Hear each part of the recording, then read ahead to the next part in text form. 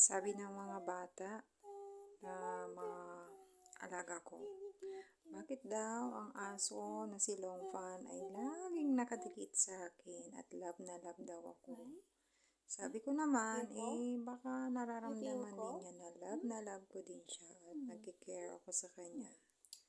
So, ayan, basta nakita na niya na kung umupo, tatabi na yan sa akin.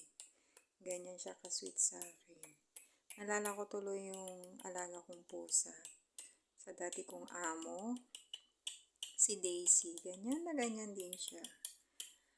Mas favorite niya na akong lapitan kaysa sa tunay na amo niya.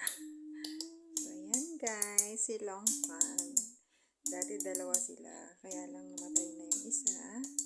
So, yan ang aking stress reliever.